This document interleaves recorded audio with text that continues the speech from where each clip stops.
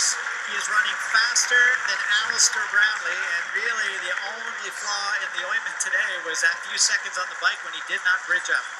Bowden, Great Britain, just phenomenal. It's amazing, isn't it? How many times do we see athletes on home turf just raise their game? Well, Adam Bowden may be the best man to not go to the Olympic Games. The number of times he's had top tens over the last, couple of years, just spectacular. Just a brilliant athlete. Stefan Eustace having a phenomenal run right now, top 10 as he's going through.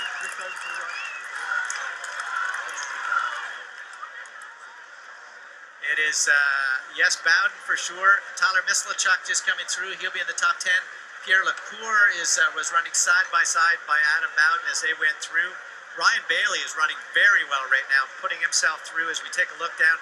These crowds have been there all day, and they are definitely not going anywhere with Alistair and Johnny Brownlee now about 9 minutes away from another victory in an absolutely brilliant career. So when you talk about the consistency of Adam Bowden, Barry, why is it, do you think, that the British Federation have gone for Benson ahead of Bowden? One simple task, his swim. His swim, he was probably, if I look back, was in the third chase pack that caught the second chase pack that sort of caught Gomez. And so he is a brilliant runner. He is a phenomenal bike run duathlete.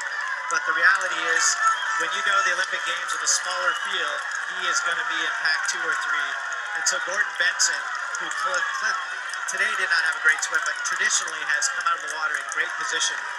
His role is obviously going to have a great swim bike to work with the Brownlees, and if anything happens to them, be able to support them on the day. And that's really, I think, where Gordon Benson got the nod. He's maybe not a superior bike runner, but he is a superior swimmer. That made the difference, I think, in Benson over Bowden.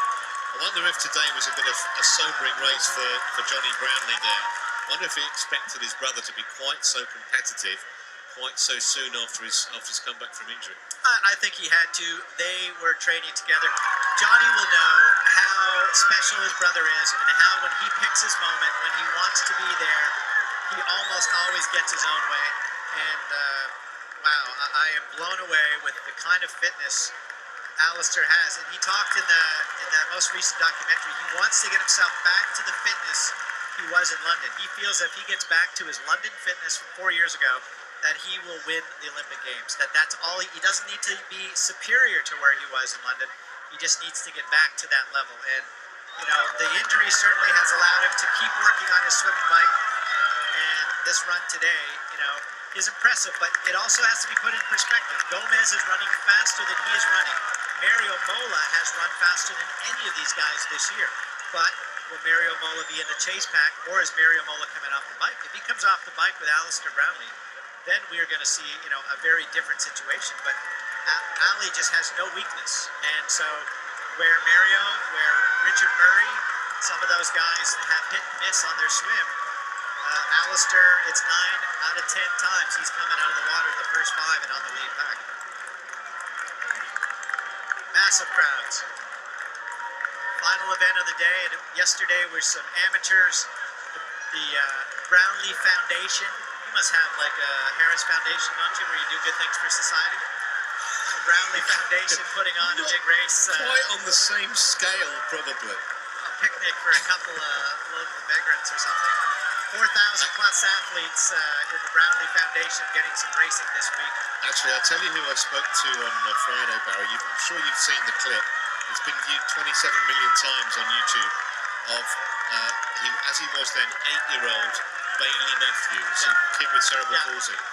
And for those who haven't seen it, he completes this triathlon in about an hour and a half. In the last 20 yards of it, he throws his walking frame away as we look at Yorkshire's finest, and falls a couple of times and gets up and crosses the line. And I spoke to him, and in fact, he interviewed the Brownlees. It was a little feature that the TV station here would do. Look at the side. You have to appreciate that is 45 feet tall. Well, Vicky Holland on the left there, the poster, said she found it a little bit unnerving. She's walking up the steps to go to the briefing on Friday. Well, there's herself looking down at her. It would only be scary if they looked like you and I. That would be scary. They wouldn't do that. I actually saw a stamp size of you. That was as big as they were going to get it. Look at the crowd in front of, like, you can't write that. but it is happening in front of your eyes. It's Alistair Brownlee. And I question right now, it looks like he's actually just taken the pedal off a bit. I mean, he's obviously not going to be caught. I hope that he's using the wisdom that there's a bigger day in 6.5 weeks, and I'm going to see Gomez. And Vincent Louis, who right now is going to leave after the end of this show and go back out in France and do another speed workout to prepare himself. You know, those guys, Mario Mola, who's home in Spain right now, probably doing another speed workout. It's going to be Bellap. And he should soak this up because it's been 8 years in the coming, and Alistair Brownlee deserves all of this acknowledgement. Yeah, from his adoring public here in Leeds, in West Yorkshire. You can see the white rose, which is the emblem of Yorkshire, being held up as Brownlee goes on his merry way. One of the things well worth passing on, it was so sweet actually that Bailey Matthews said. I asked him why it was, he's 9 now, I asked him why it was that he did a triathlon in the first place. And he looked at me and he said, well, because it was about, I wanted to try. It's in the title, Triathlon. And it's, you know, he doesn't know it's been for free. For him, it's about effort. And for lots of people at home who've never done it, and you think they can't do it, he's like, yeah, everyone can do it, it's about trying. Bell for Johnny Brown. Well, 32 seconds, Johnny knows where he's at this point. Obviously, he knows he's going to have another gear on the run because Mola, Murray are running incredibly fast right now. Aaron Royal will just make sure that he stays on cruise control this final lap to take his bronze. So there's 58 seconds that Alistair Brownlee has put into a former World Under-23 champion and a World Cup podium athlete many times in Aaron Royal. That just shows how fast the first 7.5 kilometers of Alistair Brownlee's run is. Well, also 30 seconds into his brother, and in fact his brother was about 10-15 metres ahead of him coming out of transition just because of where the bikes were at. At the Olympics, they actually put the entire country together, so all 2 or 3 athletes are side by side. Raphael should be coming around the corner here momentarily, and I really hope that he's in a position, he is just coming to in front of us here, that he's in a position to hold on. He certainly his form is starting to flail, but he'll be running absolutely on heart, and so is this man, who really doesn't appear to be giving up much, as Alistair Brownlee is still up on the toes, and you can imagine how costly that is on the tendons. It definitely has to hurt, but he doesn't worry about tomorrow. Gomez has gone by me, and he is not that far behind Raphael. It is going to be very close last lap whether or not Javier is able to run himself into 4th place, but he'll definitely be in the top 5. Johnny Brownlee right there, suit unzipped,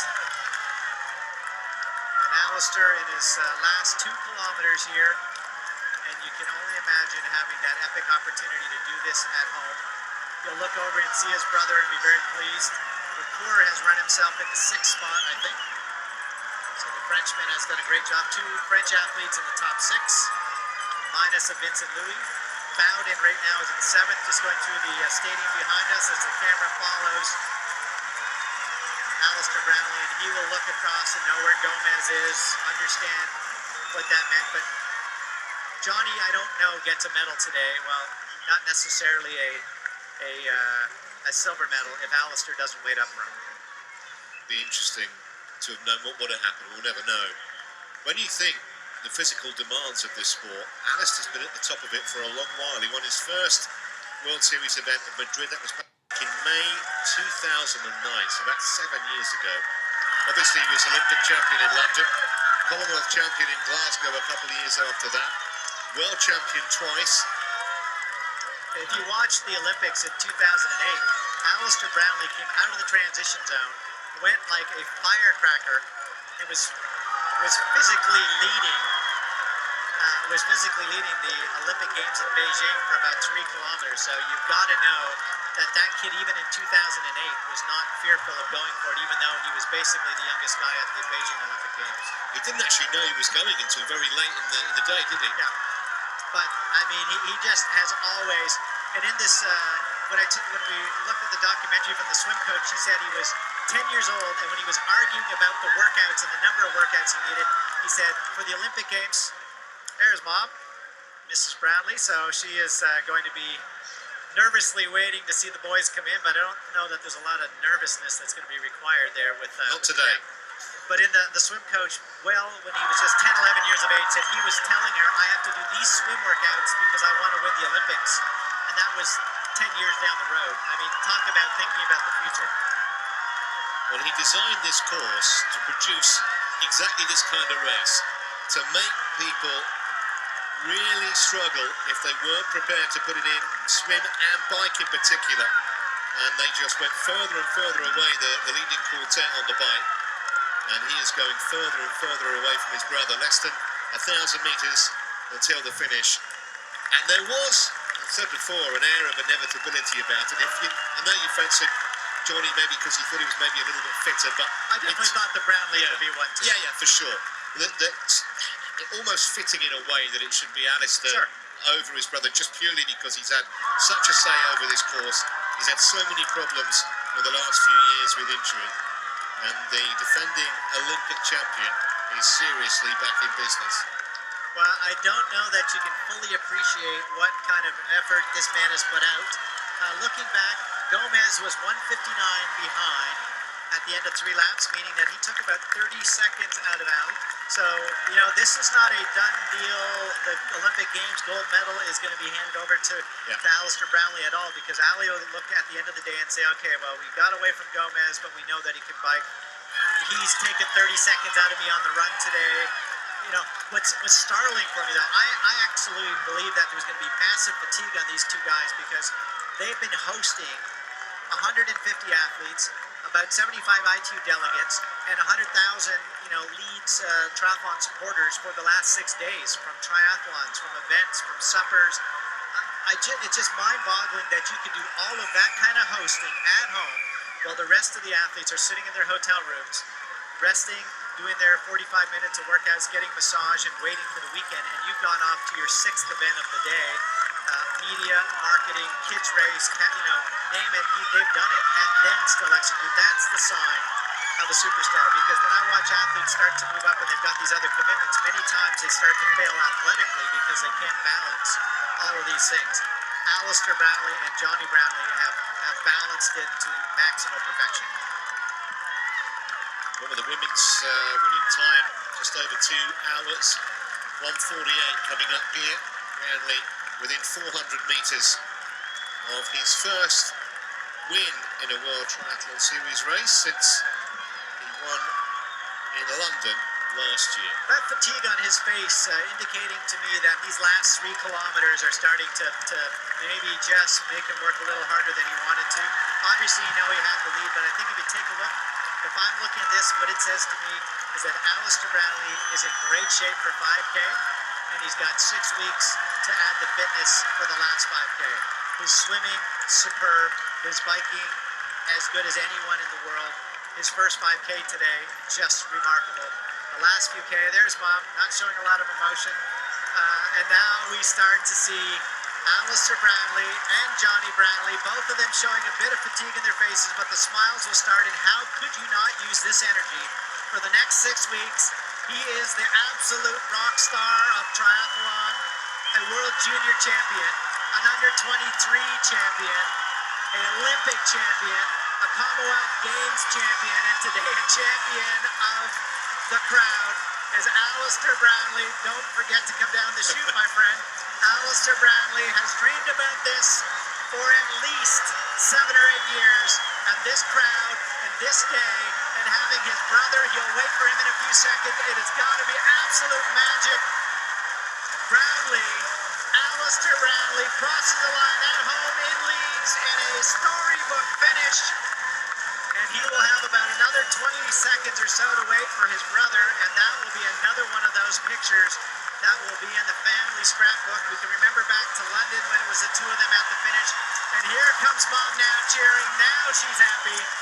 Johnny Brownlee coming in, and he could probably not be happier than a 1-2 finish, knowing that it was my brother that helped me get here. Obviously, we know Johnny's talents, but Alistair doing a gracious act to wait for him. Way to go, bro.